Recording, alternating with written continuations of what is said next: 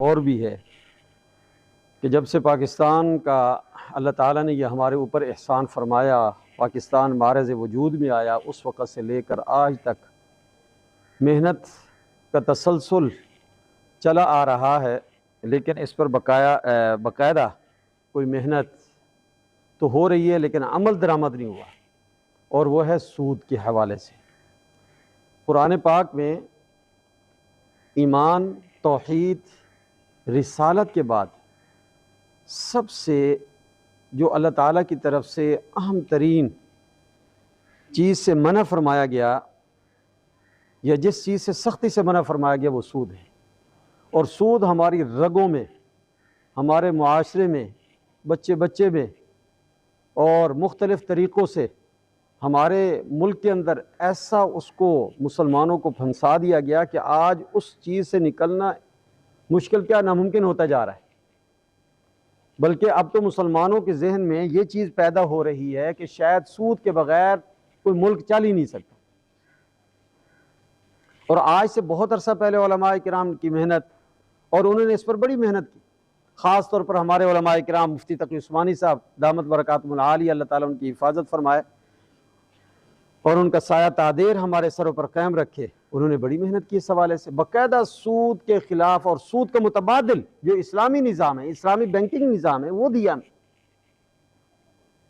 और इस पर हमारे एक दोस्त है जामिया शरफिया में, उन्होंने बड़ा खूबसूरत इस्लाम का मईशत का निज़ाम दिया। और ये उस वक़्त वज़ीर आला ये क्या नाम है इसका, शहबाज शरीफ साहब, इनको बाकायदा उन्होंने पलायन दिया। ये इस्लाम का मईशत का निज़ाम है, इस निज़ाम को आप जो है वो खोल करके देखो, इसको पढ़ करके देखो, लागू करके देखो। ये बाकाया सूदी निज़ाम से 1000 दर्जे निज़ाम बेहतर। लेकिन असल में ना हम लोग ऐसे दूसरे कुफ़ार के चंगल में ऐसे फंसे हुए हैं कि उनसे निकलना मुश्किल हो रहा है। अब ये जो मैंने कुरान पाक की आयत पढ़ी है, इसके अंदर सूद की इतनी वाज़े तरीन हुर्मत है और इतना सख्त ऐलान अल्लाह ताला ने नमाज के छोड़ने पर भी नहीं फरमाया, जितना सख्त ऐलान अल्लाह ताला ने सूद की हुर्मत पर फरमाया। और मेराज के मौका पर सरकार दो आलम सल्लल्लाहु अलैहि वसल्लम तशरीफ़ ले गए और मुख्तलिफ लोगों के हालात दिखाए अल्लाह ताला ने। नमाज न पढ़ने वाले का यह हाल होगा, वालिदैन की नाफरमानी करने वाले का यह हाल होगा, कुरान को पढ़कर भूल जाने वाले का यह हाल होगा। उसी में एक निज़ाम वो था कि इंसानों की ऐसी कैफियत दिखाई गई कि उनके पेट बड़े हुए और उनके अंदर सांप चल रहे हैं और उनको काट रहे हैं। नबी अलैहिस्सलातु वस्सलाम ने यह कैफियत देखी तो परेशान हो गए और पूछा ये क्या माजरा है, कौन लोग हैं? फरमाया ये आपकी उम्मत के सूद खाने वाले लोग। अल्लाह ताला मुआफ़ फरमाए। और कुरान पाक में क्या फरमाया, या अय्युहल्लज़ीना आमनू इत्तक़ुल्लाह वज़रू मा बक़िया मिनर रिबा। सूद के जर्रा बराबर जो बकाया किसी भी शक्ल में है उसको छोड़ दो, अल्लाह ताला से डरो। सहाबा इकराम जब ये सूद की हुर्मत इस अंदाज में नाजिल नहीं हुई थी तो बड़ा बड़ा लेन देन था, सब खत्म कर दिया। जब अल्लाह ताला ने फरमा दिया तो हम किसी किस्म का कोई लेन देन नहीं करते। आज तो दीन की असल में ना अहमियत हमारे दिलों से, नौजवानों के दिलों से, हमारे मुसलमानों के दिलों से निकलती जा रही। आज तो हम मुसलमान सिर्फ नाम के मुसलमान रह गए, वरना आज इतना दुनिया के पीछे हम पड़ चुके हैं। ये मोहब्बत सहाबा इकराम के दिलों में अल्लाह को तलाश करने में, अल्लाह के अहकाम को जब उस पर अमल करने में ये मोहब्बत थी, इतनी तलाश करते थे, इतनी फिक्र करते थे। और आज तो मुसलमान अरसा दराज हुआ कुरान पाक को हाथ में गए, फिक्र नहीं। अरसा दराज हुआ नमाज छोड़े, परवाह नहीं। दीनी अहकामात की मुसलसल इंसान पसे पुश डालता जा रहा है, इंसान को एहसास तक नहीं है। और एक दिन इंसान को मजदूरी ना मिले तो क्या बुरा हाल हो जाता है जी, आज मजदूरी नहीं मिली, परेशान होकर बैठ जाता है। कारोबार में कहीं घाटा नुकसान हो जाए तो इंसान कहां से कहां तक कितना परेशान होकर बैठ जाता है। चंद रुपए का टकों का नुकसान हो जाए इंसान कितना परेशान होकर बैठता है, सोचता रहता है ये नुकसान कैसे हो गया, क्यों हुआ, किस लिए हुआ, कैसे हुआ, और उसको कवर करने में कैसे क्या करना चाहिए। हमारी नमाज छूट जाती है, कुरान की तिलावत छूट जाती है, अमाल छूट जाते हैं, फिक्र नहीं, अच्छा कोई परवाह तक नहीं। ये क्या मुसलमानियत है हमारी। अल्लाह ताला मुआफ़ फरमाए। आज ये दिन ब दिन जो है इंसान के दिल में दुनिया की मोहब्बत और आखिरत की फिक्र ख़त्म होती जा रही, दुनिया की मोहब्बत आती जा रही, दीन की वैल्यू ख़त्म होती जा रही। कोई अहकाम टूटता टूट जाए, परवाह नहीं। आज बच्चा स्कूल न जाए तो हम परेशान होकर बैठ जाते, बच्चा नमाज न पढ़े, परवाह नहीं। बच्चा काम पे न जाए तो हम कहते हैं जी तू काम पे क्यों नहीं गया, दीनी अहकाम टूट जाते, हम परवाह नहीं करते। तो इसी तरीके से अल्लाह ताला ने क्या इरशाद, ये मोहब्बत सहाबा इकराम के दिल में दीन की मोहब्बत होती थी। या अय्युहल्लज़ीना आमनुत्तक़ुल्लाह वज़रू मा बक़िया मिनर रिबा इन कुंतुम मुमिनीन फ़इन लम तफ़अलू फ़अज़नू बिहर्बिन मिनल्लाहि व रसूलिही। अगर तुम ऐसा नहीं करोगे, सूद को नहीं छोड़ोगे, तो फिर अल्लाह और उसके रसूल से ऐलान जंग, अल्लाह और उसके रसूल का तुम्हारे से ऐलान जंग। अल्लाह से अल्लाह अगर हमारे खिलाफ ऐलान जंग कर दे तो कौन जीत सकता? क्या इंसान जीत सकता है अल्लाह से जंग? इंसान के पास क्या कुव्वत ताकत? इसलिए सूद के हवाले से, और आजकल खास तौर पर सूद के ऐसी ऐसी कंपनियां, ऐसे ऐसे तरीके, ऐसे ऐसे लोग जो है ना वो जालों में फंसा रहे, गाड़ियों की शक्ल में, मकान की शक्ल में, जी आप ये कर्ज ले लो, ये कर्ज ले लो, ये कर्ज ले लो, फलां कर्ज, यानी उसका इस्लामी बैंकारी से दूर तक का कोई ताल्लुक नहीं होता। और हमारा मुसलमान फंस जाता है, जी ठीक है पैसे मिल रहे, हुकूमतें ऐलान कर रही हैं और उस पर सूद है जी 5% है, भले सूद 1% क्यों ना हो, सूद तो सूद है भाई। दूध पाक है, पेशाब का कतरा नापाक है। सूद की कैफियत ऐसे ही आप समझ ले, हराम हराम है, गंदगी का ढेर है, वो चाहे एक कतरा हो या गंदगी का ढेर हो। गंदगी गंदगी, ये तो नहीं है कि एक कतरा जो खैर है कोई बात नहीं। एक मक्खी जो कि मकरूह है, अगर वो खाने में आके पड़ जाए तो हम खाना नहीं खाते, दिल नहीं करता खाना खाने को।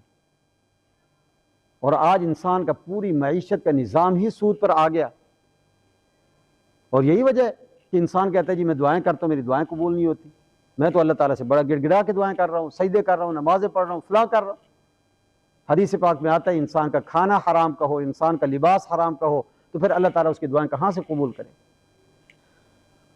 इसलिए कुरान पाक के अंदर सख्त तरीन हुक्म इस हवाले से इरशाद फरमाया कि सूद के हवाले से जहां तक इंसान बच सकता है बचे, जहां तक इसे इंसान किनारा कशी इख्तियार कर सकता है करे। अल्हम्दुलिल्लाह हम इस पर शुक्र अदा करते हैं कि हुकूमत ने वो अपीलें वापस ले ली हैं जो इन्होंने दर्ज वो उसमें अदालतों में दायर करवाई थी। सूद के बगैर ये हमारा निज़ाम नहीं चल सकता, यही इसाक डार साहब ने वापस ले ली। अल्हम्दुलिल्लाह मुबारकबाद पेश करते, हुकूमत को मुबारकबाद पेश करते, और इस पर अल्लाह ताला का शुक्र अदा करना चाहिए, और इस पर इंसान को कोशिश करनी चाहिए कि सूद के खिलाफ इंसान सूद से जितना बच सकता है, कंपनियों से, मुख्तलिफ तरीकों से, बहानों से, जैसे इंसान को सूद के चंगल में फंसाया जा रहा है, उससे इंसान को बचने की कोशिश करनी चाहिए।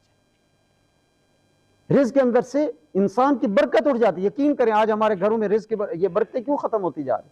अगर हम देखें, ओवरऑल देखें, एक तो हमारा ज़कात का निज़ाम बिल्कुल ख़त्म हो चुका है, सूदी निज़ाम उसके अंदर आ गया, लेन देन के मामलात में गड़बड़ हो गई, हलाल और हराम का फ़र्क ख़त्म होता जा रहा है, जिसकी वजह से दिन ब दिन इंसान के रिज़्क़ के अंदर बरकतें ख़त्म होती है, होने के बावजूद महसूस नहीं होता, सुकून कोई नहीं है, इत्मीनान नहीं है, कल्ब दिली इत्मीनान नहीं है। और ये कब होगा? जब इंसान इसकी फ़िक्र करे, हलाल की फ़िक्र करे, हराम से बचने की कोशिश करे, ख़ास तौर पर सूदी निज़ाम से। और सूदी निज़ाम का इतना सख्त तरीन अमर हदीस पाक में आया, फरमाया 1 रुपया सूद का, और एक होता है ना इंसान खुद इसका इस्तेमाल कर, फरमाया इस पर गवाह बनने वाला, इस पर लिखने वाला, हाँ जी, इस पर चौकीदारी करने वाला, एक एक बंदा जो जो इसमें शामिल होगा सारे के सारे जो है वो इस गुनाह के अंदर मुब्तला। ये ऐसा कोई जो है वो नहूसत वाला अमल है, नहूसत वाला जो है ना ये सिलसिला है। इसलिए अल्लाह के नबी सल्लल्लाहु अलैहि वसल्लम, और उसकी वजह क्या है? अगर सूदी निज़ाम को राइज कर दिया जाए तो चंद लोग उससे फायदा उठाते हैं और गरीब आदमी दिन ब दिन जो है ना पिसता चला जाता है। ये आज हमारे पाकिस्तान में क्या हो रहा है? ये गरीब मुल्कों में क्या हो रहा है? क्यों गरीब आदमी दिन ब दिन नीचे चलता जा रहा है और अमीर अमीर से अमीर तर होता जा रहा है? सूदी निज़ाम की वजह से। इस्लाम का मैशती निज़ाम हो, वो पैसे को यूं फैलाया जाता है, हर इंसान उससे फायदा उठाता है, रिज़्क़ के अंदर बरकत आती है, अमीर भी खुशहाल होता है, गरीब भी खुशहाल होता है।